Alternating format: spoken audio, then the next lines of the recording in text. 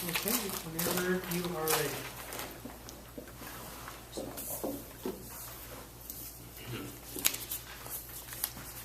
You ever try to pray for 5 minutes straight by yourself quietly? It's not the easiest of tasks, is it? I know that when I try and say that I'm going to pray for at least 5 minutes and give myself a nice little basement of 5 minutes, within 30 seconds, I'm instantly off track. Something has entered my brain and I have stopped praying. And then 5 minutes later, I wake up from a short little nap. And I realize how quickly my thoughts can go sidetrack and just go out the window. And it's funny and humorous kind of how quickly and how often this happens to us. Like say when you're reading something. I'm sure this has never happened to any of us. But when you're reading something, you get to the bottom of the page and you realize you haven't comprehended anything that you just read. And 3 hours has gone by and you're on page 100. And for instance, when I was writing my sermon tonight, it seemed like every sentence after I wrote it, I felt my phone vibrate and I checked it. And then 5 funny cat videos later, I was then again sidetracked and distracted. So there's these distractions in our life that come up all the time. They're all over the place. And life is filled with them. So what do we do? What do we do with distractions? They're not going to go away, and they're going to continue to happen for the rest of our life. So what do we do? The text that we're going to look at tonight doesn't discount the fact that we're going to be distracted in life, but it focuses on how to be present in life. And it teaches us in the chaos of life what it means to be truly present. We're going to be looking at the story of Joshua and the crossing of the Jordan River tonight. And before we dig into the text, I think it's important that we get a good grip of the background of what's going on before we dig in. So we have this nation of Israel. Notice that I said nation. Not tribe or city or neighborhood, but nation, as in millions of people. Experts believe 2 million people. Around 2 million people were the Israelites. So you have this whole nation that God has chosen people to be exiled to the desert for 40 years. Because remember, God wanted to rid the rebellious generation before then and grow up this new and faithful generation. So this 40-year exile happens, and then at the end, their leader dies. Moses dies. 40 years of leading them. The one that they listened to, were guided by, followed, dies. So this new leader, Joshua, comes and takes his place. His right-hand man is second in charge. So Joshua takes the reins, which we know, and he starts to lead the people into the promised land as his new coming role as a new young leader. He gets to now lead this nation into the promised land, from exile into this land that God has so promised. So after 40 years, the day comes, and it's Joshua who's in charge of leading them. So the story picks up in Joshua 3.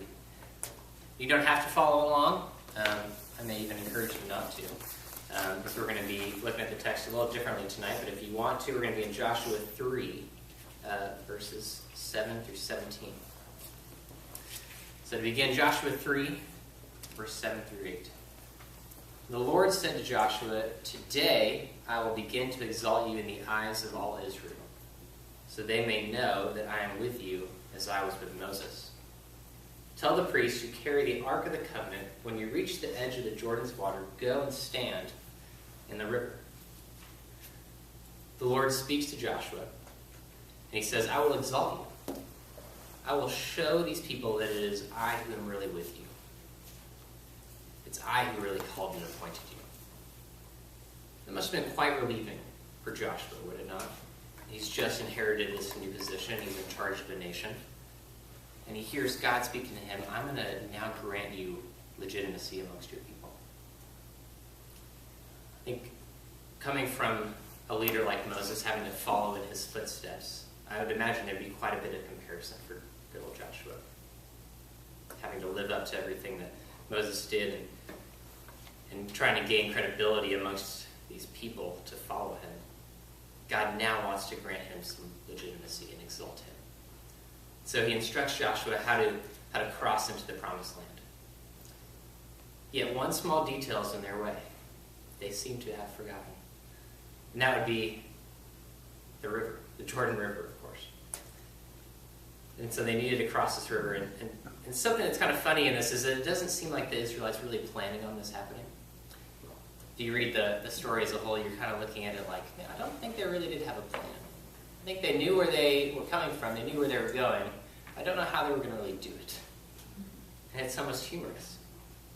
But thankfully, the Lord was with Joshua. And the story continues in verse 9. Joshua said to the Israelites, "Come here and listen to the words of your Lord. This is how you will know that the living God is among you, and he will certainly drive out before you the Canaanites, Hittites, Hivites, Perizzites, Girgashites, Amorites, Jebusites. See, the ark of the covenant of the Lord of all the earth will go into the Jordan ahead of you. Now then, choose 12 men from the tribes of Israel, one from each tribe, and as soon as the priest who carry the ark of the Lord of all the earth, sets foot in the Jordan, its waters flowing downstream will be cut off and stand up in a heap." So before crossing over, he gathers the Israelites to hear from God. Now pause on that for a little bit and put yourself into the Israelites' shoes here. You've waited for 40 years, and you're about to cross over to the promised land. I think the last thing I would want to do is stop. Right? I mean, like, dude, Joshua, like, we're so close. What are we doing? And he's like, no. Stop. Listen. Listen to what God has for us. I have a hard time stopping for God in my normal day and how small item on my to-do list. I couldn't imagine what 40 years of waiting and then stopping at this moment must have been like for them. The Lord tells them through Joshua, I'll go ahead of you. I will help you wipe out all these nations that are inheriting the promised land before you, so that you will not fall back into temptation. You just pick a member from each tribe and carry the Ark of the Covenant ahead of you and stand at the water's edge. So imagine what that would have been like also for Joshua in this time. You're a newly appointed leader in charge of an entire nation. And the Lord speaks to you, and you're probably like, man, I really hope you show up on this one, bud. I really hope that you come through. So let's see if he does. Verse 14. So when the people broke camp to cross the Jordan, the priest carrying the Ark of the Covenant went ahead of them. I think this is worth pausing on right here. The Ark of the Covenant goes ahead of them. The Ark of the Covenant was this chest that inside carried some significant pieces of the Israelites in their journey, in their faith. It had the Ten Commandments, it had Aaron's staff, it had a jar of manna. All things to remember what God has done and what he's going to do. All visible signs of God's presence and his covenant promises. And it's worth noting that that's what leads them. That's the thing that goes ahead. That's what they follow, and that's their guide. So the ark goes ahead of them. Verse 15.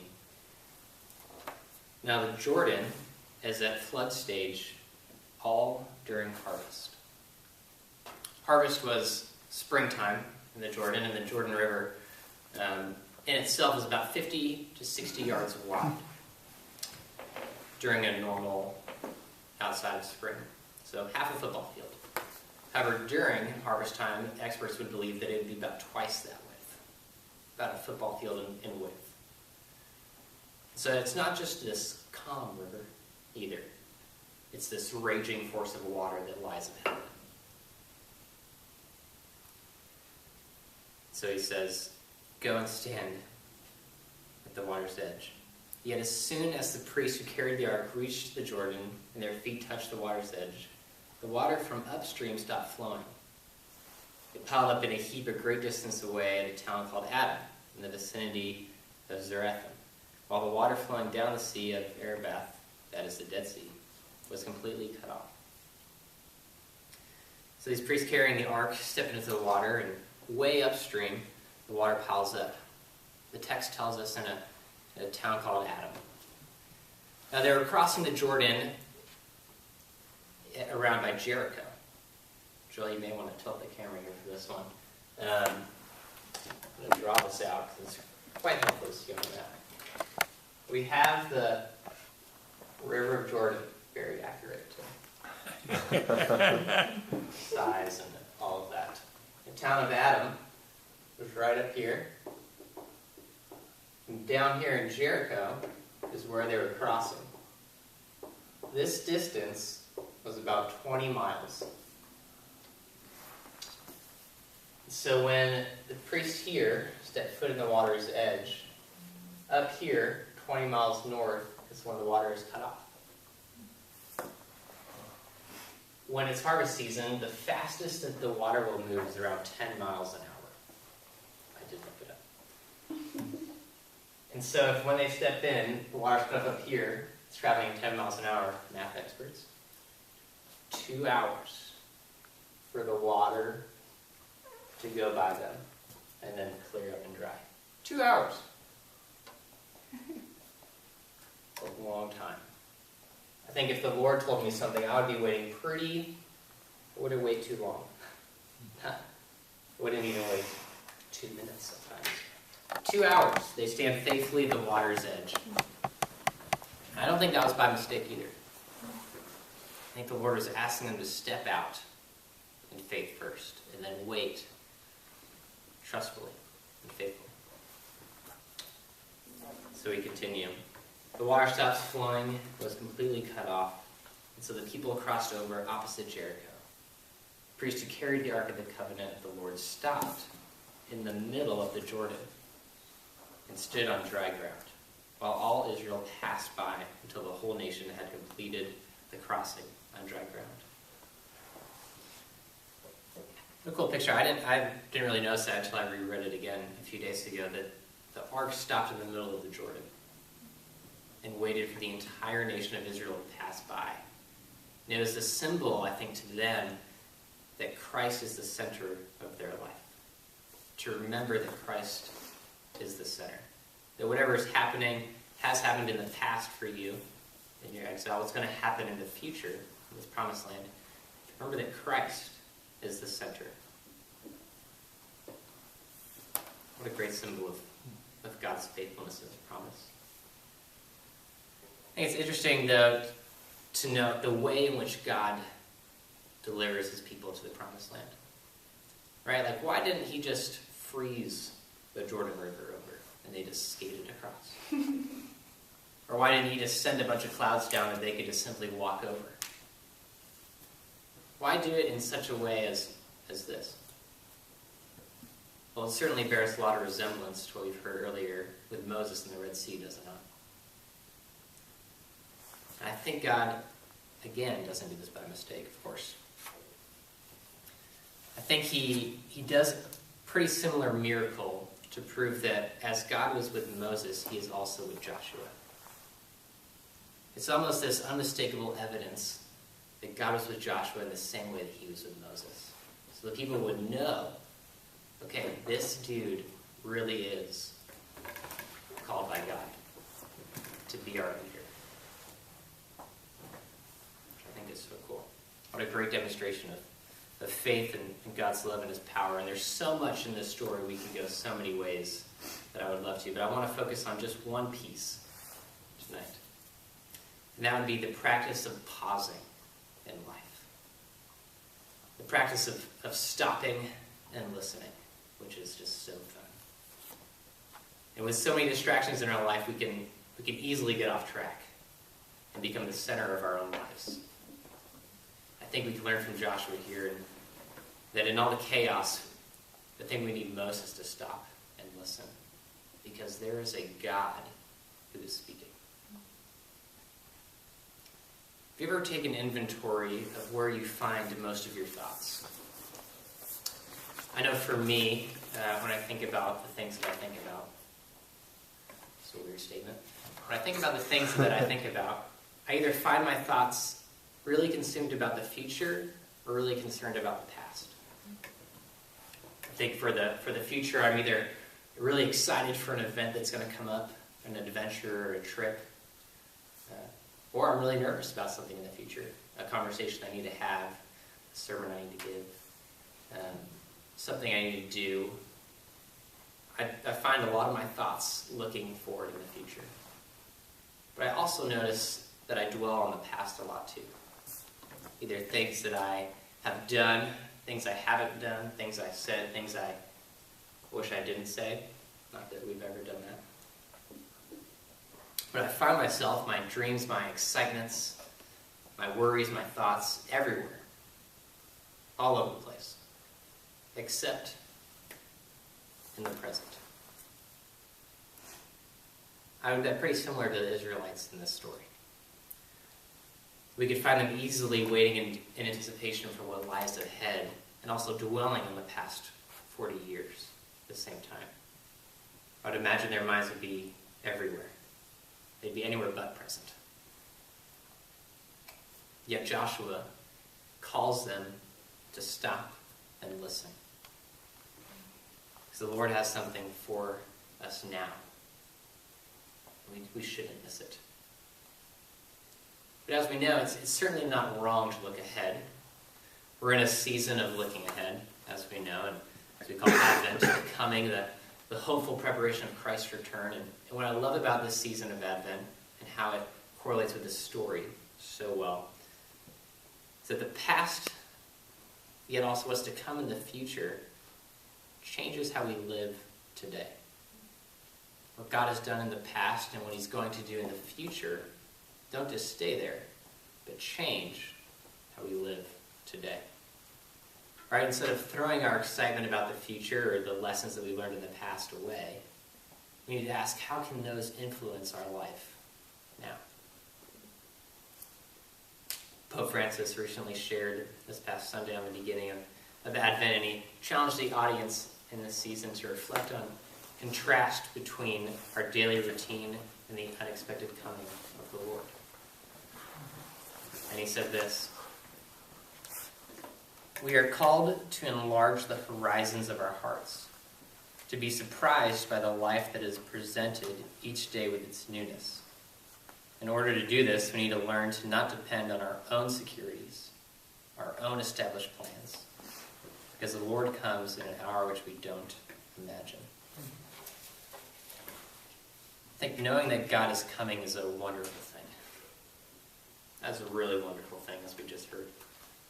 What a wonderful thing that it will be. I can't wait. And knowing that it'll also be a surprise kind of challenges us to not just sit around, but to live. Not just live in our own plans and our securities, but asking what God has for us each and every day. Because he does. I think the fact that we have it today means that there is something for us today. That God has us here on earth for more than just surviving this world and moving on to the next. I think we're here for more than just going to heaven.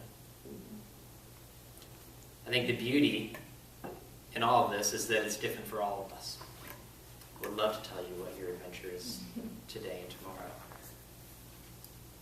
But we have to build in time to pause, stop, and listen to what that is. And when we do, we tune into what God has for us. We begin to do life not for God, but with God. So I want to end with this. We aren't here, we weren't just made for the next life. We weren't just created to survive this world and move on to the next, but there is a power in being present today. We may or may not have something as vast as the Jordan River in front of us, or as long as the past of 40 years of exile in the desert. But we do have plenty of distractions in our life. I don't think I need to remind you of that. But Joshua gives us a great piece of insight into what it means to be present, how to tune into what God has for us. We simply just need to stop